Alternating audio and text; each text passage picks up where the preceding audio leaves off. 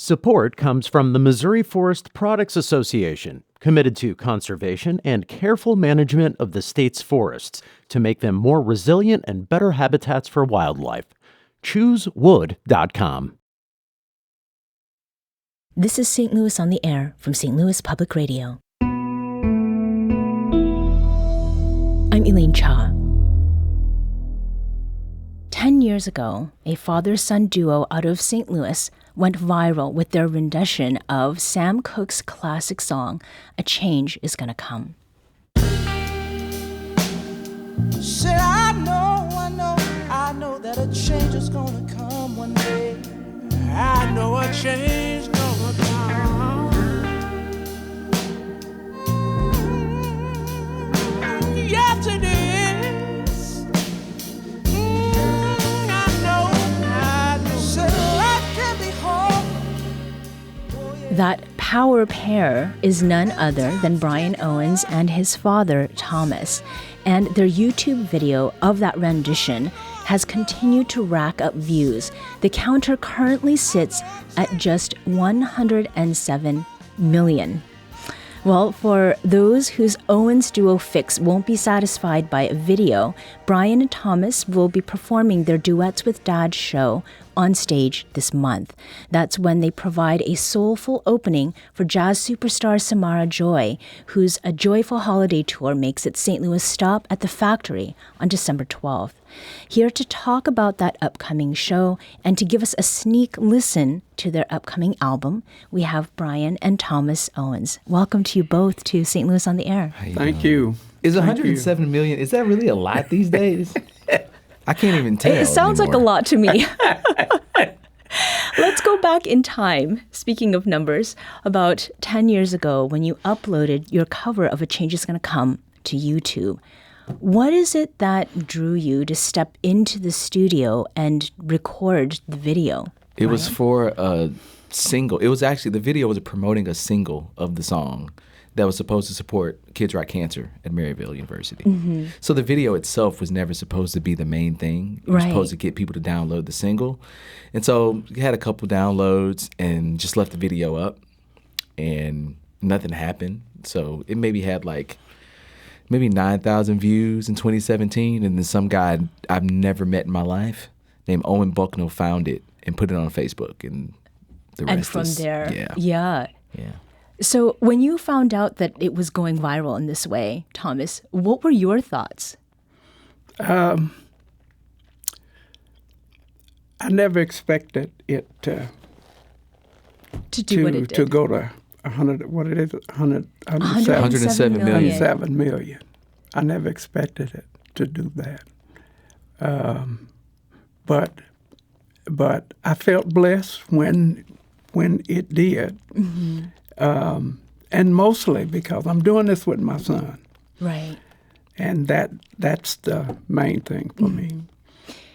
So you two obviously sound wonderful together. Have you always sung together either in front of people or just around the house? What do you remember of that? No? Not around the house. Not around the house. No. You would think everybody in the family sings. I mean, I sang with my brothers, and my brothers sang with him because they're older than me. But I never sang with him growing up. Even in church, I never sang with you. You know, and I sung mostly with my other two sons. Okay. Got didn't two sing. other sons that sing. So what is this? What brought the two of you together to sing in this particular way? I got older. I mean, in my 20s, I was doing a show, and I was like, oh, it'd be cool for my dad to come up and sing. And I was like, what song do you know? And he's like, I mean, we can do A Change Is Gonna Come. And so we just started doing it at shows, and it was something that we both knew. We don't have to rehearse it. Mm-hmm. We can get up and be in the moment. And so it's kind of just like that song just kind of, kept coming up and resonating.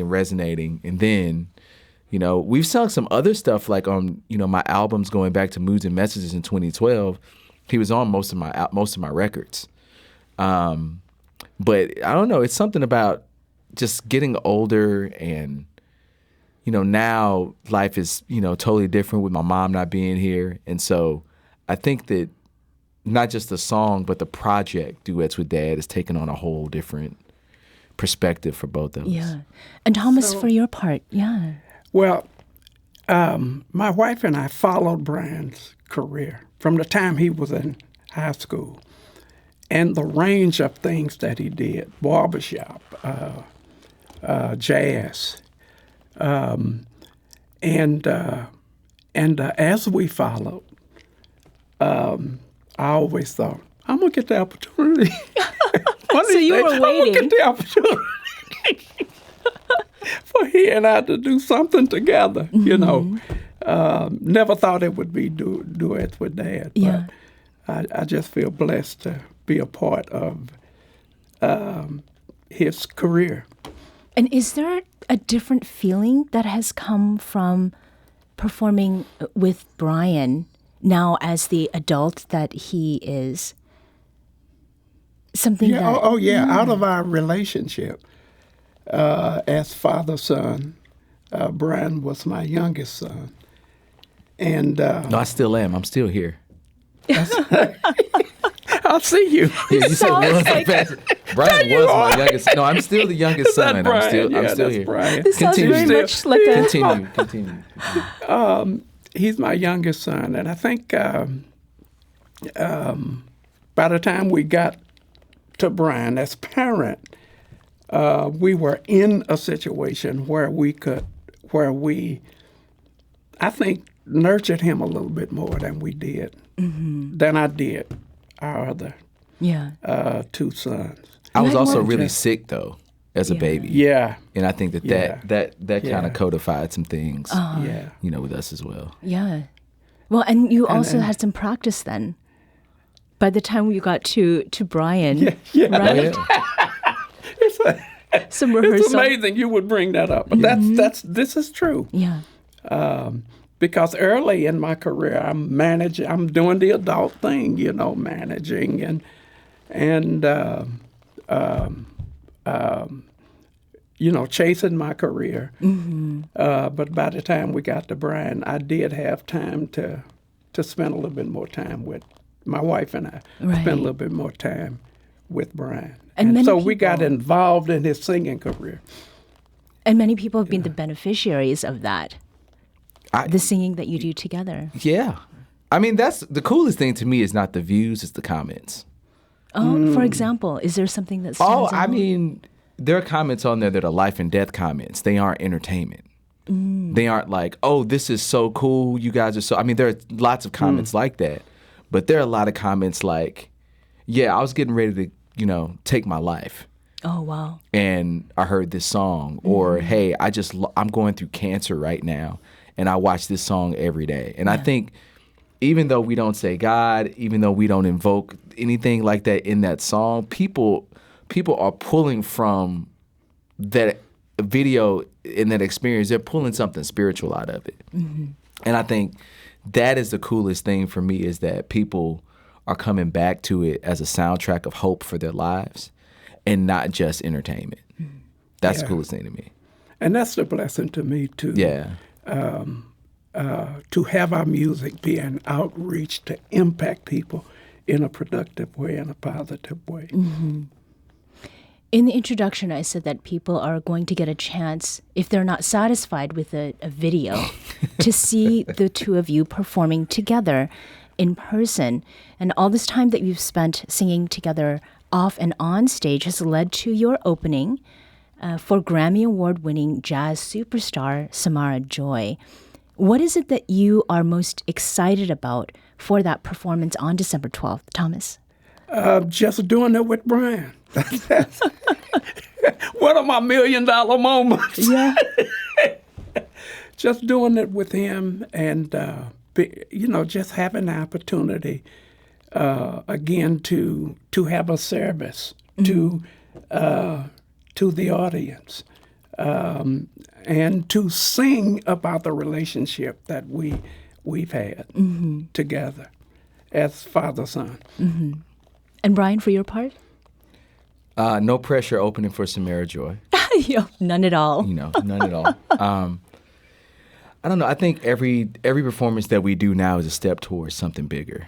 Like before, it was just like, oh, these one-offs and it was cool, you know. But since the doing the Today Show, it just gives me a sense of like, there's something way more to this. And it isn't just about the video and the song. And I think getting an opportunity to open for Samara Joy, it's just like pointing in the direction of where things are heading. And so I'm really excited. One, too, because two of her band members are from here. Her MD is Shedrick Mitchell, shout out Shed, and her drummer's Charles Haynes, and they're both from here.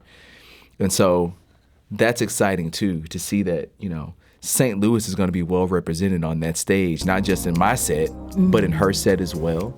And I think that's something that's coming as well. And I think Duets with Dad can be an integral part to the continued elevation of the culture of this city in people's minds.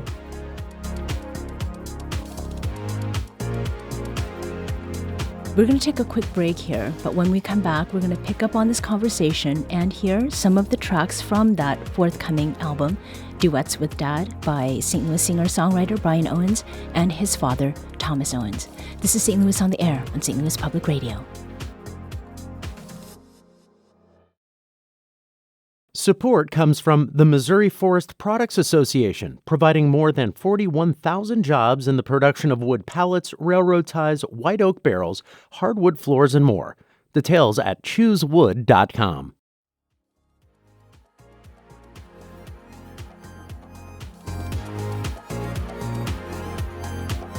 Welcome back. Let's get a bit of a listen to what is coming with this album. The performance on the 12th is kind of a sneak peek, in a way, to the Duets with Dad album, and that is set to release in June on Father's Day 2024. Very appropriate. And we're lucky to have a few tracks. We're going to listen first to your rendition of Try a Little Tenderness. It's just not sentimental, no. She has her griefs and cares. Oh, and just a soft word, spoken so gentle, it makes it easy to bear.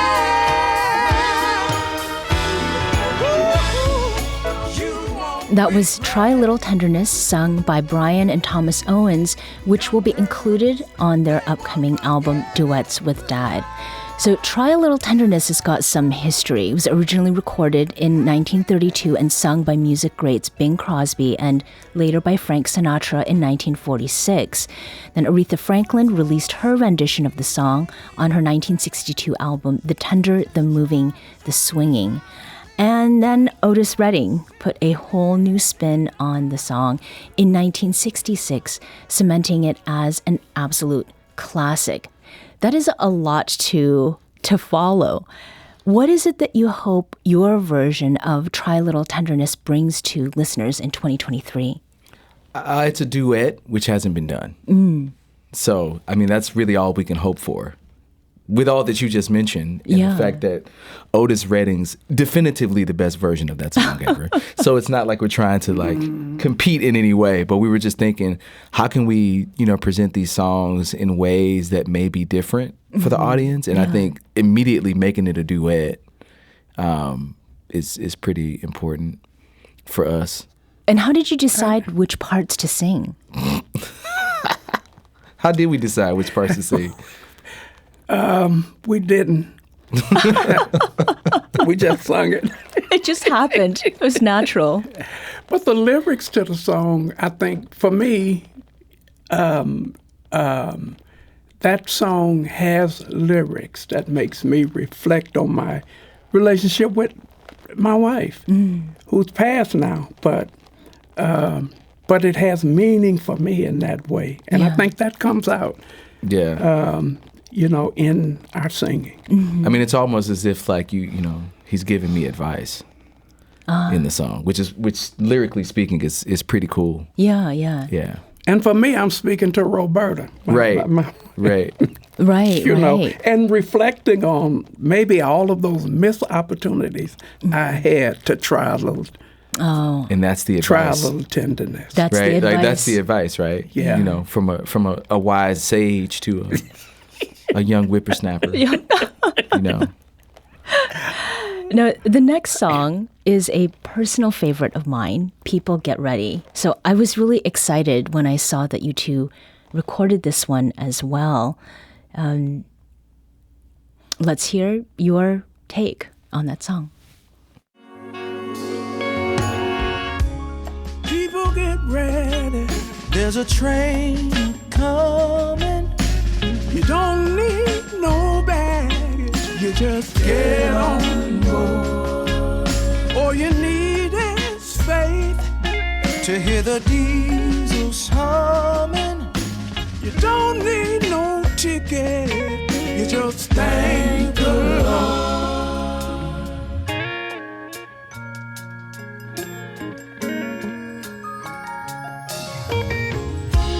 People get ready for the train to Jordan, picking up passengers coast to coast. Faith is the key. Open the doors and board 'em. There's hope for all among those who love the most. That was People Get Ready, performed by Brian and Thomas Owens. And it's originally by The Impressions. It was released in 1965.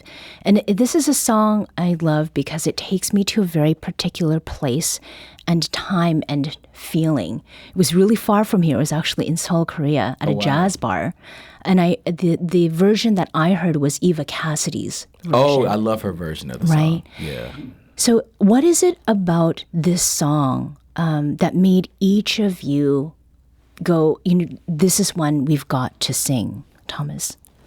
I had the opportunity to do it with my grandkids Oh. because they were a part of the background on that song. Mm-hmm. And when we did that song in the live concert, we had one of my youngest grandsons as an addition helping us sing that song. He demanded, I want to be a part.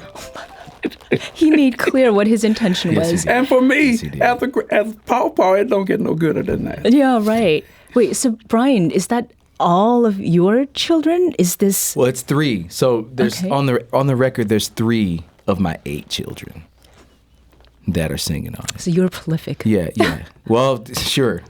you could, yeah. Yes, I am. No, my wife is prolific. She's the real goat.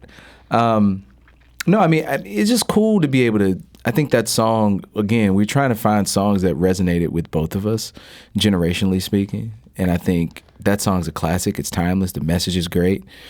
And on all of these songs that you're hearing, too, you have the high rhythm section, which is the original rhythm section that played on all of the Al Green and Peoples records. You have Isaiah Sharkey on guitar, Steve Potts on drums, and we recorded it down in Memphis at Royal Studios with Boo Mitchell. So, like, they really helped to capture the classic nature of all these songs, Yeah. while allowing us to still find some kind of unique flavor in it, you know, like having our kids on it. Yeah. You will also be performing on the 12th, your version of Stand By Me. Oh, this is my favorite. Let's hear that. This is my favorite. When the night is cold and the land is dark and the moon is the only light we see. No, I won't be afraid. No, I won't be afraid. Just as long as you stand by me. Oh, won't you stand by me? Stand by me. Stand by me. If the sky That was Stand By Me, sung by Brian and Thomas Owens, and that was originally sung by Ben E. King and released in 1962. So hearing the two of you sing this song together is very sweet, and I can't help but imagine the two of you like side by side, ready to take on whatever it is that comes your way. Mm-hmm. Is there perhaps some life experience you've shared, and maybe something that you envision whenever you sing this song together, Thomas? I think most of our life experiences, but mostly that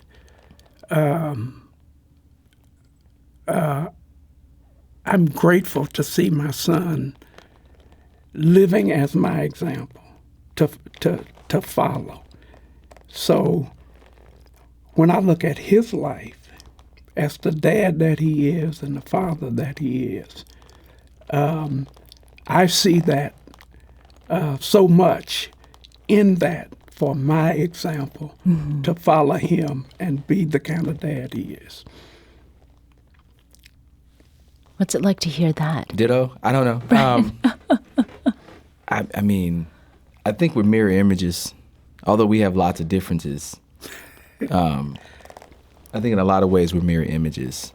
So I don't think it's like consciously no, to answer your question. I don't think consciously when we sing this stuff, we're going to a specific place. I mean, a specific place to draw from. It's like it's just subconsciously, just like I think it's the collaboration of a lifetime, and seeing God's purpose work out in our lives, and we sing out of an overflow. Like I don't think we sing out of an expectation. It's just kind of like this is our life, and actually the singing is the easy part. Like performing together is the easy part. Yeah. And I think it's like that because we do life together. So we do all the messiness of life together. So when we get on a stage and we're singing a song, that's just an expression of something. And you were very excited to hear that this was a song we were going to preview. Why is that? I love this version. So shout out to Adam Manis who did the strings for this, and Pop, the string orchestra in town. Like, I love that we were able to find a unique way to do this song. Changing up the time signature and, the Memphis horns. It just, I love it. And it's the song that we did on the Today Show. Right. And like, it just resonated really, really well with me. So It is unique. Yeah. It's not Benny King. Well, that's for sure. Well, and what people are looking for is Brian and Thomas Owens, so it's a good thing that it's not Ben We King. hope so. Yeah. Yep. Brian Owens is a singer-songwriter, and Thomas Owens is a singer as well as a father, and they're role models to one another.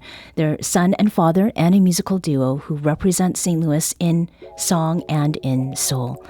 Thomas and Brian, thank you so much for joining us today. Thank you.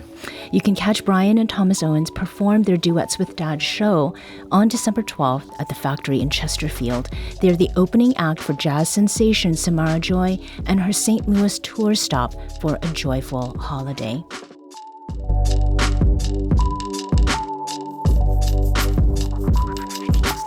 This episode was produced, recorded, and edited by Maya Norfleet. Our audio engineer is Aaron Dorr. This podcast was mixed and edited by Aaron. Our executive producer is Alex Hoyer. St. Louis on the Air is a production of St. Louis Public Radio. Understanding starts here. St. Louis on the Air proudly supports local artists by using music from Life Creative Group. Do you find yourself regularly listening to episodes of St. Louis on the Air? Suggest us to a friend you think might enjoy our conversations, and leave us a review and rating on Apple Podcasts on the App Store. It's the simplest way to help people discover our show. Thank you. St. Louis Public Radio is a member-supported service of the University of Missouri St. Louis.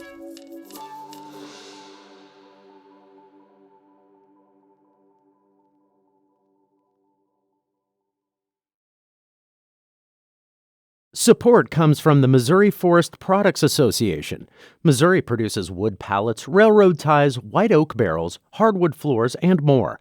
Details on the variety of products made in the state are at choosewood.com.